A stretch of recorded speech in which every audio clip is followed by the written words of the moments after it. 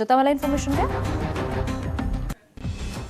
ಕಲಬುರಗಿಯ ವಿಮಾನ ನಿಲ್ದಾಣ ಉದ್ಘಾಟನೆಯಾಗಿದೆ. ಸಿಎಂ ಯಡಿಯೂರಪ್ಪ ವಿಮಾನ ನಿಲ್ದಾಣ ಉದ್ಘಾಟನೆ ಮಾಡಿದ್ದಾರೆ. ಸ್ಟಾರ್ ಏರ್ಲೈನ್ಸ್ ಮೂಲಕ ಕಲಬುರಗಿಗೆ ಆಗಮಿಸಿರುವಂತಹ ಸಿಎಂ ಮತ್ತು ಸಚಿವರು ಅದೇ ವಿಮಾನದಲ್ಲಿ ಬೆಂಗಳೂರಿಗೆ ವಾಪಸ್ಸಾಗಲಿದ್ದಾರೆ.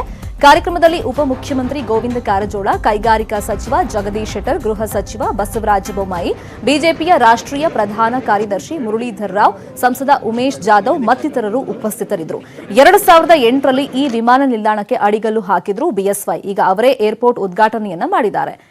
742 ಎಕರೆ ಭೂ ಪ್ರದೇಶದಲ್ಲಿ 230 ಕೋಟಿ ರೂಪಾಯಿ ಖರ್ಚಿನಲ್ಲಿ ಏರ್ಪೋರ್ಟ್ ನಿರ್ಮಾಣ ಆಗಿದೆ. ವಾರಕ್ಕೆ 3 ದಿನ ಸ್ಟಾರ್ ಏರ್ಲೈನ್ಸ್ನಿಂದ ವಿಮಾನ ಸೇವೆ ಇರುತ್ತೆ.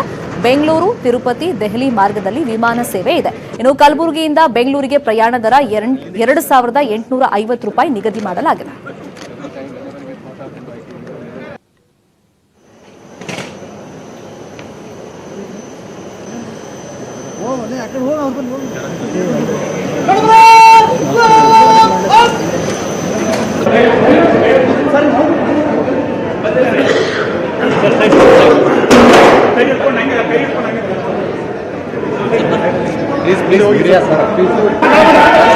ಮೇಲೆತ್ತು ಬರಂಗಿಲ್ಲ, ಮೇಲೆತ್ತು ಕ್ಯಾಮ್ರಾ ಕೇಳಬೇಡ್ರಿ ಸರ್. ಕ್ಯಾಮ್ರಾ ಕೇಳಬೇಡ್ರಿ.